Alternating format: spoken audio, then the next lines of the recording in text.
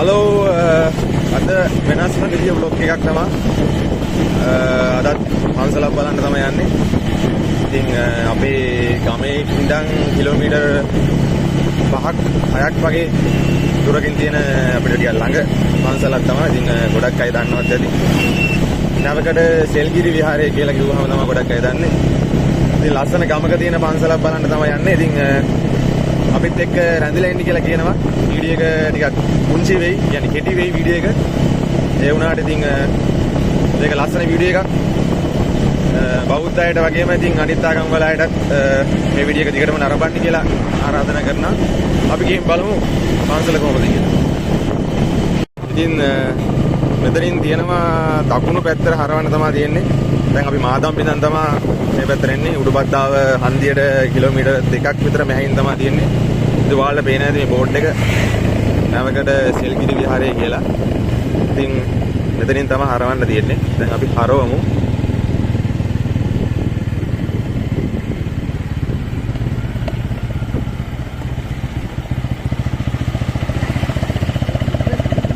මෙතනින් හරවලා මම දැන් මීටර් 500ක් වගේ තමයි තියෙන්නේ පන්සලට යන්න.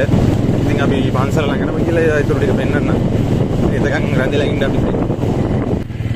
ඉතින් දැන් නම් පන්සල ළඟටම ඇවිල්ලා තමයි තියෙන්නේ. ඔයාලට ඈතින් පේනවත් ඇති පන්සල. ඉතින් මාරම ලස්සන පරිසරයක තමයි තියෙන්නේ. ඉතින් ගමකට ආදරය කරන කෙනෙක් නම් මේ පන්සලට එන්නම ඕන. ඉතින් අපි පන්සලට ගිහලා බලමු පන්සල කොච්චර ලස්සනද කියලා.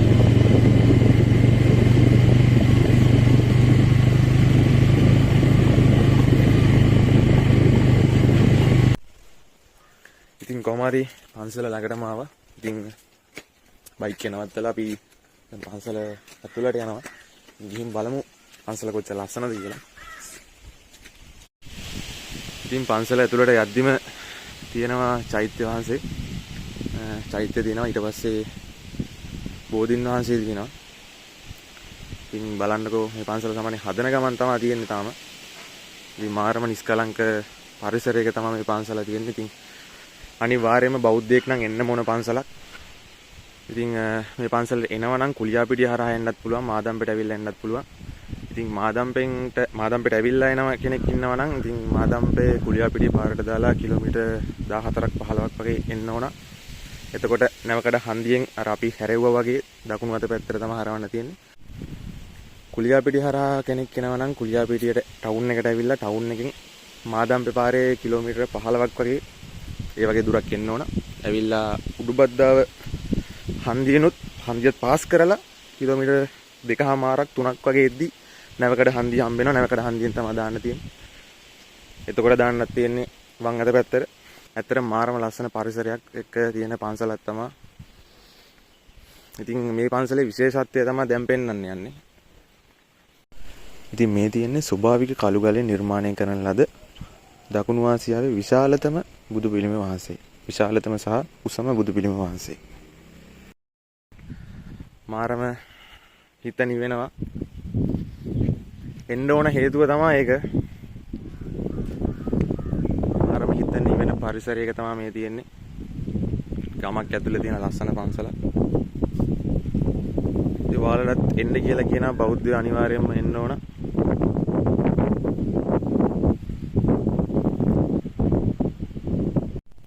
ඉතින් ඔයාලට පෙන්වන්න යන්නේ මේ සෙල්ලිපියක්. ඉතින් මේ පිළිම වහන්සේ ළඟම තමයි තියෙන්නේ. ඉතින් අපි සෙල්ලිපි නම් කියවන්න දන්නේ නැහැ. ඉතින් මේ තියෙන සෙල්ලිපිය ඒක කොටලා තියෙන්නේ 2011 3 වෙනි මාසේ 19. ඒ කියන්නේ මාර්තු 19 2011. ඉතින් මේ තියෙන්නේ සෙල්ලිපිය. පිළිම වහන්සේ ළඟම තමයි තියෙන්නේ. ඉතින් එන කෙනෙක්ට ඒකත් බලා ගන්න පුළුවන්. පොඩි අයට එහෙම පෙන්වන්න සෙල්ලිපියක් කියන්නේ මොකක්ද කොහොමද කියලා. ඉතින් මේ තියෙන කළු ගලේ කොටලා තියෙන්නේ.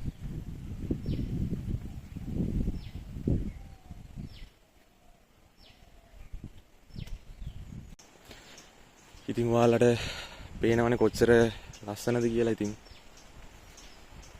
හිතක් නිවෙන්න මම හිතන්නේ මීට වඩා දෙයක් නැහැ. මාරම නිස්කලංකයි. අපට ගස් කොළන් වලින් වැහිලා ගිහිල්ලා නිදහසේ මිනිස්සුන්ට ඇත්තටම භාවනා කරන්න උනත් පුළුවන් මේ පන්සලට ආවොත්.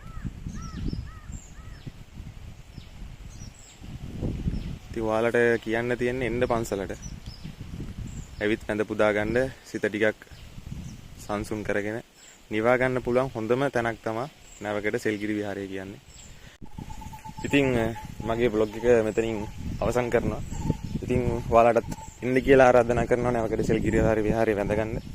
ලස්සන ගමක තියෙන ලස්සන පරිසරයක තියෙන මේ වගේ විහාරයක් ගොඩක් හමු වෙනවා අඩුයි ලංකාවේ. ඉතින් කියන්න තියෙන එච්චරයි. බෞද්ධ ජනතාවට වගේම අනිත් ආගම් අදහන ජනතාවටත් එන්න කියලා ආරාධනා කරනවා. ඉතින් මගේ බ්ලොග් එක මෙතනින් අවසන් කරනවා. ඔයාලා හැමෝටම බුදු සරණයි.